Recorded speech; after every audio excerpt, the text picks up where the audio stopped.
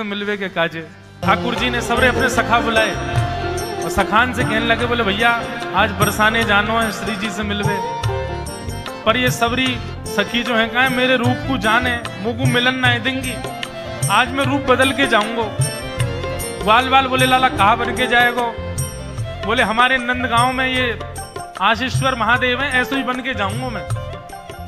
तो सबरे ग्वाल बाल ठाकुर जी को महादेव के रूप में तैयार कर रहे हैं। आहा, तो कहते हैं बोले सबसे पहला श्रृंगार ठाकुर जी के ऐसे घुंघराले केश पकड़ करके और जटा बनाई, और जटा बना करके मधुमंगल बोलो लाला उनकी जटा में तो गंगा जी निकले, तेरी में तो कैसे निकलेंगी? बोले कछु तो कर। तो मधुमंगल मोतियों की लड़ लेकर के आया और ऐसी लड़ ठाकुर जी के जटा से यहां लगा करके नीचे की ओर छोड़ दी। आहा, कितने सुंदर लग रहे हैं। लाला महादेव तो चंद्रमा और धारण करें, वो कैसे धारण होएगो?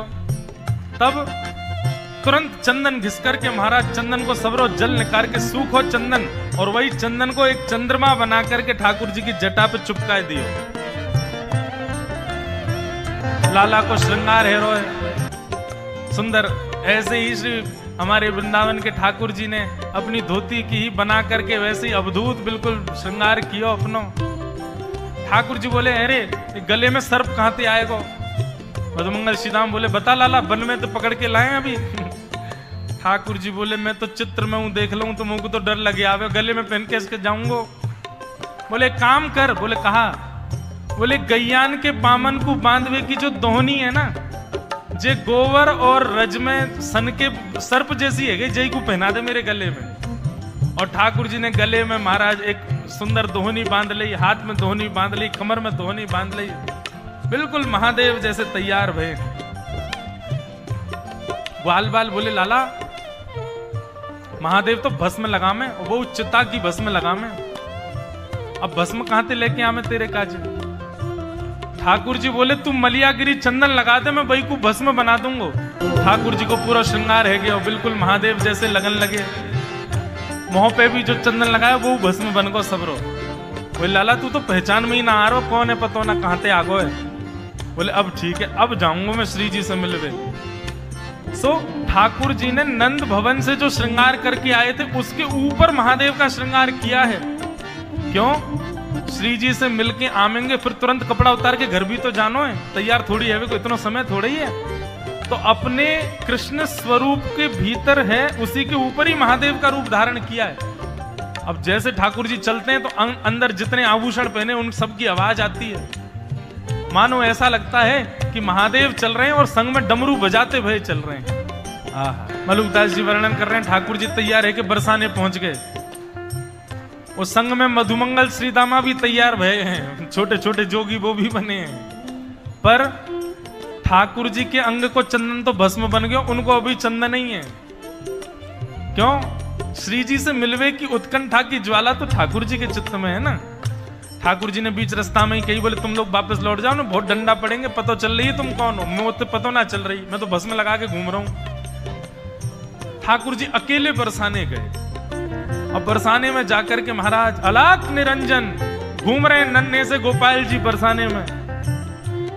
गोपी अपनी अपनी अटारी निकल के ओ देख कैसो नेक्सो सो जोगी डोल लो है, अरे नेक पकड़ो तो सही। सबरी गोपी ने जाके खींच लिए ठाकुर जी। अरे बाबा घर में खेलवे की उम्र में जोगी बन गो तू, नेक्सो सो। ठाकुर जी भ्रगुटी टेढ़ी करके बोले हम जोगी हैं, श्राप देनो जाने, ज्यादा बोलेगी श्राप दे दूंगा, 3200 निकल के बाहर आ जाएंगी, पोपली है जाएगी तू। बोले अरे बड़ो तेज बोले जोगी तो। सब गोपियां कह रही हैं, बोले अच्छा जोगी तुम पे कहा आवे? बोले हम जिसको देख लें उसको देख करके भविष्य में उसका ब्याह किससे होगा ये बता सकते हैं। बोले अच्छा तुम बता दोगे? बोले हाँ। अच्छा नहीं मेरा बता दो, मेरा ब्याह कौन से होगा? बोले तेरो ब्याह ना होगा तू ऐसी रहेगी जीवन भर, तेरो पति ना दिख रहा मुंह को। दूसरी गोपी बोली अच्छा अच्छा मेरो बता दो, मेरो ब्याह कौन से होगा? बोले पास में एक गांव है, वहां पे एक गोबर चुरावे वालो गोबर चोट्टा रे बातें होगा तेरो ब्याह। सबरी गोपी बोली बड़ो टेढ़ो टेढ़ो बोले, तभी एक गोपी बोली, सुनो हम अपनी कहाँ पूछ रहे हैं, या जोगी पे कछु आता हो तो ना श्री जी हमारी श्यामाजू के बारे में पूछे, उनको कौन तो ब्याह होएगो। सभी सखी बोली, अच्छा तुम हमारी स्वामिनी जी से मिलोगे, उनको नेक बताए दोगे कि उनको ब्याह कौन ते होएगो। ठाकुर जी बोले, ले चलो अभी बता मैं। आहा, ऊंचे भवन पर लेकर के गए हैं ठाकुर जी को। किशोरी जी से जाके प्रार्थना करी, एक बड़ो सिद्ध जोगी आयो है, तो नेक्सो सो ही छोटो सो है, गोल मटोल वाके हाथ हैं, गोल मटोल गाल हैं, लेकिन ऐसो बोले। श्री जी बोली, अच्छा कहा बतावे। बोले, ये बता दे कि हमारो भविष्य में कालांतर में पति कौन हुएगो। श्री जी बोली, अच्छा सही बतावे। बोले, अब बतावे तो कब, मेरो तो यो बता दियो मेरो ब्याह ना होएगो, या कोई यो बता दियो को गोबर चोटा से ब्याह होगा, आदि आदि। लेकिन श्यामाजू जो भी बतावे एक बार चलो। श्री जी के मन में तो भाव आ गया, कहीं गोपाल जी को नाम बोल दे एक बार। श्री जी तुरंत निकल के बाहर आई हैं। आहा, श्री जी को जैसे ही देखा है, सकीन ने जाकर के बोली, बाबा जी हमारी स्वामिनी जी हैं, इनके बारे में बता, इनको ब्याह कौन तो होएगो। ठाकुर जी बोले, ओहो ये तो बड़े महलन किए, इनको नेक पास ते देखना पड़ेगा मुझको, नेक मुंह पास ले जाओ। सबरी गोपी बोली, दूर ते ही रहियो बाबा, ज्यादा उछले मत। बोले, नहीं देखो पतो करवाना हो तो पास ले जाओ, नहीं तो यहीं तो चलो जाऊंगा मैं। पास ले गए। बोले, नेक और पास ले जाओ। बोले, बाबा आप बस कर दे। बोले, ले तो जाओ तभी तो दिखेंगे, इनके रो कूपन से मुंह को पता चलेगी कि कौन है इनको। अब बिल्कुल समीप ले गए, और जैसे ही दाहिने में आकर के ठाकुर जी खड़े भई, बाम अंग में श्री जी खड़ी भई, सोई धीमे से ठाकुर जी ने श्री जी के कंधा पे ही हाथ धर लियो। बोले, ए बाबा क्या करे। बोले, इनको भविष्य को कसम में ही हूं, मोते ही होएगा इनको ब्याह। तो महाराज सखीन ने जैसी देखी, अरे या बाबा को बताएंगे अभी। सबरी डंडा लेके, झाड़ू लेकर के, चप्पल लेके, खड़ाऊ लेके सब भगी ठाकुर जी के पास।